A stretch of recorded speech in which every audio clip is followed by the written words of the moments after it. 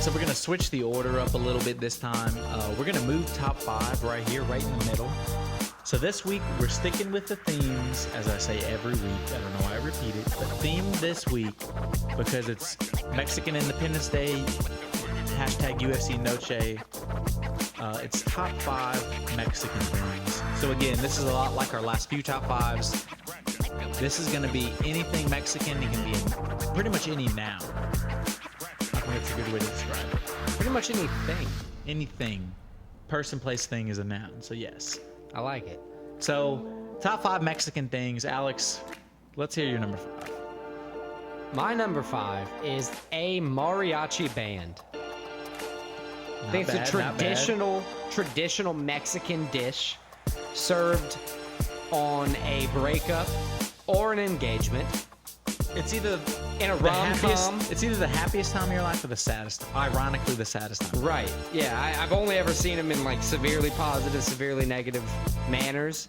And while probably just more of a trope in American rom-coms, I love it as a Mexican thing. But you hate that you say that, but I think it's a stereotype that they embrace, and like Mexican people are proud of the mariachi band and they like it. So props to them. I like it. You know it what too. I mean? Like, it's a real thing, and it's entertaining, and they're always happy. They seem like the happiest people in the world. Yeah. Always have a smile on their face. It's great. What's your number 5? My number 5, my number 5 is going to be UFC themed. It's going to be the first Mexican champ, Mexican-born champ, Brandon Moreno. He's a guy, very likable guy. He's kind of a self-described nerd.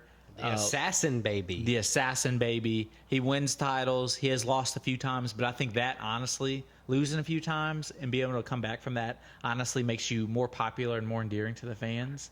So I think that's a positive trait. And I think it speaks to his Mexican heritage. They're always known as fighters that never back down. They keep going forward. They're always going to come. I think he embodies that. Brandon Moreno, my number 5. I really like Brandon Moreno. If I remember correctly, Pantoja choked him out, and he was kicked out of the UFC. He came back, after years of struggle. That was like a year and a half. Years? Shut up. Won the belt, defended it for a while, like 4 years. He fought Brandon Davis Figueiredo 4 times in a row, which is nuts. Yeah, that's a crazy. Or like 4 to 5 fights. I think he fought Kai Kara France in between there and knocked him out. Right. And then lost the belt to Pantoja at the end. But like, I agree. But he's not done. Like, he's coming back. No, he'll be on another title run. He's young. He's very skilled in mixed martial arts. A fan favorite. And I like him. What do you have for number 4? I actually quit my list there. I didn't do enough. Oh, sweet. So my number 4. No, I'm kidding. I picked Cerveza. Let's say you talking. Wait, what? No, go ahead. Oh, Cerveza.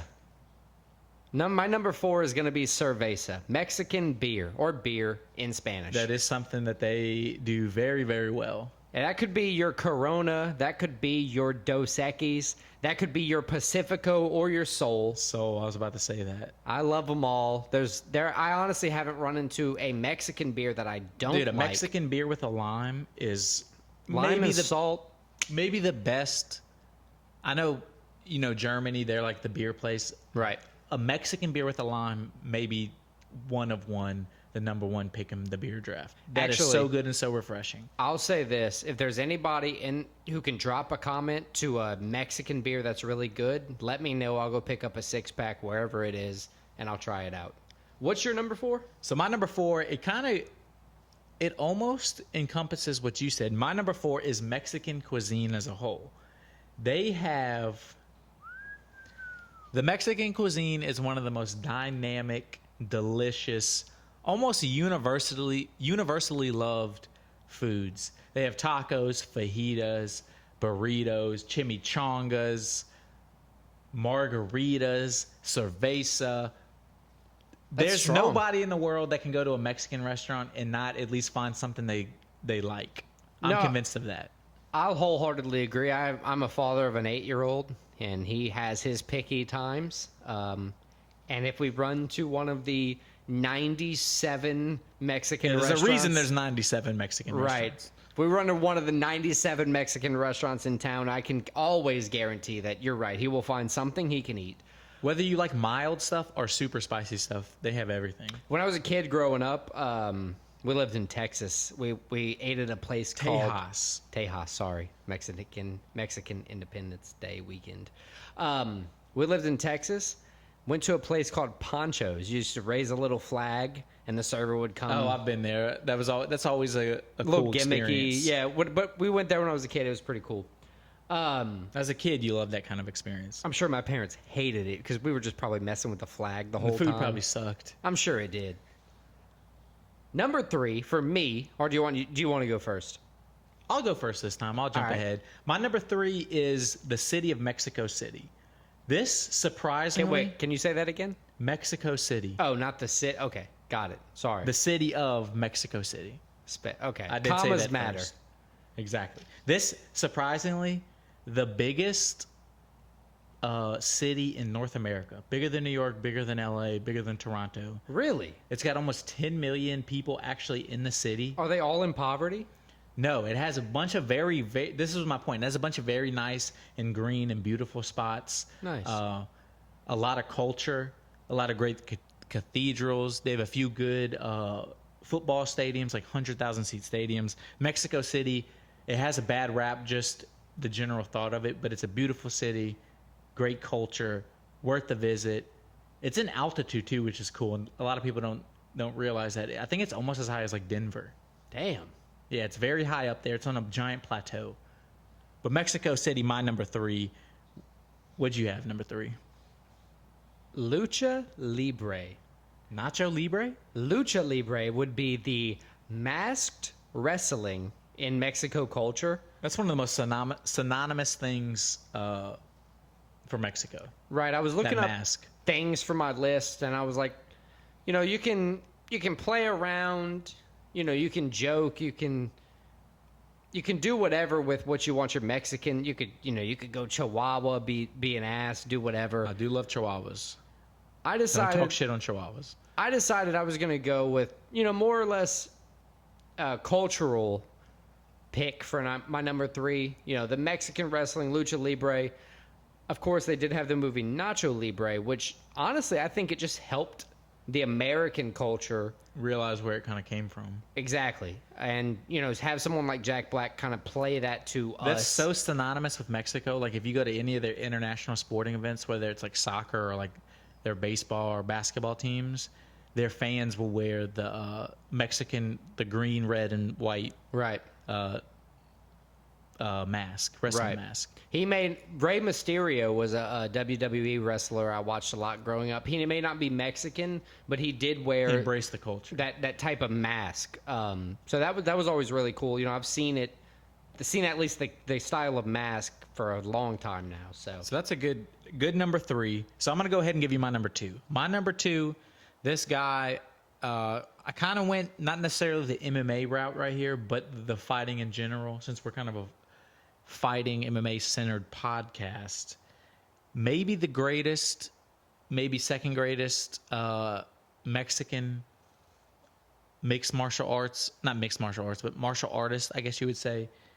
One of the best boxers in the world. At one point, he was the best boxer. Canelo Alvarez. The whole country of Mexico loves him. He's highly paid. He has a bunch of great wins. He's lost a couple times, but again, he has that Mexican spirit, always comes back. He embraces the Mexican culture of boxing, which is standing and trading shots. Canelo Alvarez. It's either him or Hugo Cesar Chavez is the greatest Mexican boxers of all time. He's making his case more and more almost every time he fights. yeah, I have to agree. While I don't know that much about Canelo Alvarez, I know a few things. Canelo! I know one, he That's all you doesn't need to look know. like the traditional Mexican. In the event that he is a red-haired, Well, I think light-skinned boy. which is fine. They Do have a whatever. lot of Spanish culture infused in their Right. heritage, so he's just one that has a little more Spanish than. And 2, he should have been on the list for BMF, Yeah, he's a bad motherfucker. for sure. Canelo Alvarez is a great pick. He represents severe Mexican culture to the extent that, you don't talk about his family, even in Oppressor. I think he had somebody getting taken hostage, Caleb, like his cousin or some shit. what was the fighter? The boxer, Caleb Plant. Plant? Oh yeah, he punched him in the press conference. Right, because he talked about, Then he broke his orbital. right. So, talk about Alvarez's family. He'll show you what happens. That is one thing that runs deep in Mexican culture, I have to say. So what do you have for your number 2? Well, shit, it sounds a lot worse after hearing your number 2, but my number 2 is going to be tacos. Mainly. Gee, Alex, what made you think of tacos? So, listen, you got to hear me out on this. Tacos, You they're sound like versatile. the whitest guy in the world right now. listen, they're versatile. Any walk of life can make them. Ground beef, steak, pork, chicken, it doesn't matter. It's all about where they come from.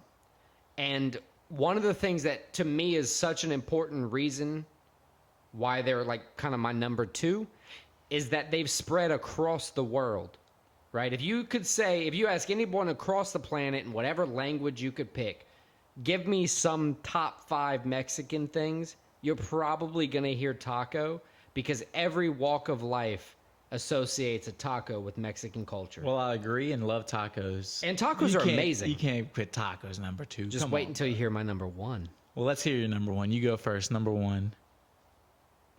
Tequila. Da, da, da, da, da, da.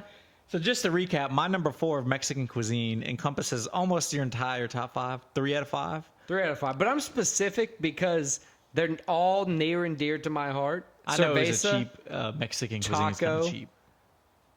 tequila. So, I mean, I can't argue. I think we're drinking tequilas, seltzers right as we speak. yeah, I'm a big fan of tequila seltzers. I'm a big fan of tequila. I like a good margarita. I didn't want to say just a margarita because I think that the tequila is not only, admired in a margarita, but it can also play its depths to multiple other things. It's a We're good drinking song, too. seltzers. It's a great song. Da, da, da, da, da, da. Tequila. And, it's just a great pick. What's your number 1? My number 1, I went like super serious. I love history. I love ancient history. Chichen Itza, the ancient Mayan pyramid. One of the wonders. Ruins Pyramid. I like it. Pyramid. One of the wonders of the world. Still to this day, it's one of the most visited places. I think somebody recently, an American woman, got arrested for like running to the top. That was one of the not running to the top.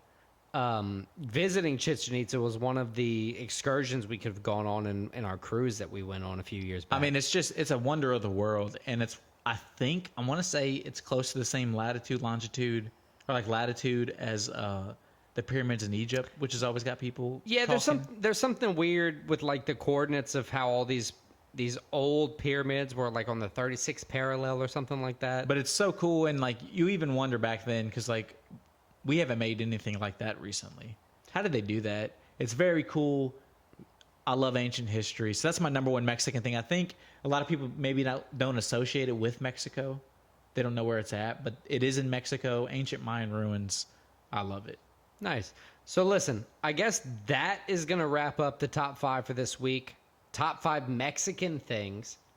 I want you to comment below whatever your either top team who won, either me or Christian, or your top Mexican thing. Let us know what we left off.